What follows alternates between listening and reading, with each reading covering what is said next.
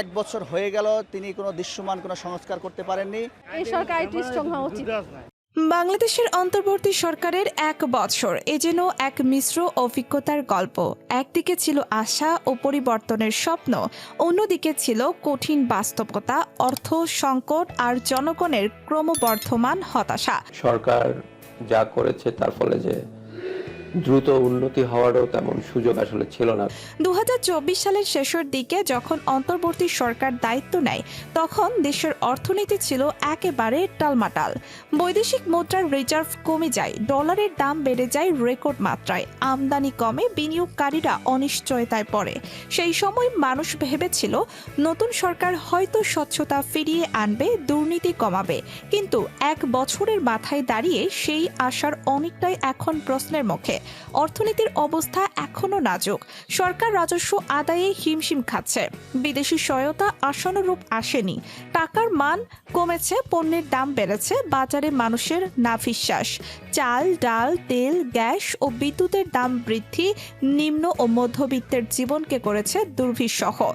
রফতানি খাতে তৈরি পোশাক শিল্প কিছুটা ঘুরে দাঁড়ালেও সেই সুফল সাধারণ মানুষের কাছে পৌঁছায়নি। সরকার দুর্নীতির বিরুদ্ধে কঠোর অবস্থানের ঘোষণা দিলেও বাস্তবে আস্থা ফেরেনি। কিছু বড় দুর্নীতি মামলার তদন্ত হয়েছে, কয়েকজন প্রভাবশালী গ্রেফতারও হয়েছেন, তবু প্রশাসনে পুরনো গোষ্ঠীর প্রভাব এখনো দৃশ্যমান। স্বচ্ছতা ও জবাবদিহিতা এখনো দুর্বল, রাজনীতিতে চিত্রটা মিশ্র। অন্তর্বর্তী সরকারের মূল লক্ষ্য ছিল সুষ্ঠু ও নিরপেক্ষ নির্বাচনের পরিবেশ তৈরি করা, কিন্তু তা পুরোপুরি সফল হয়নি। রাজনৈতিক দলগুলোর মধ্যে অবিশ্বাস গভীর, সংলাপের চেষ্টা হলেও কোনো ঐক্যমত্য তৈরি হয়নি। বিশ্লেষকদের মতে প্রশাসনিক তৎপরতা থাকলেও আস্থার সংকট কাটাতে ব্যর্থ হয়েছে সরকার। সামাজিক খাতে কিছু ইতিবাচক পরিবর্তন দেখা গেছে, শিক্ষা ও স্বাস্থ্য খাতে সংস্কার উদ্যোগ হয়েছে।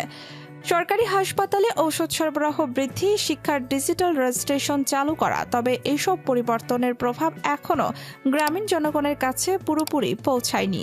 বৈদেশিক সম্পর্ক ও কূটনীতি ছিল বড় চ্যালেঞ্জ। সরকার আন্তর্জাতিক আস্থা ফেরাতে কাজ করেছে।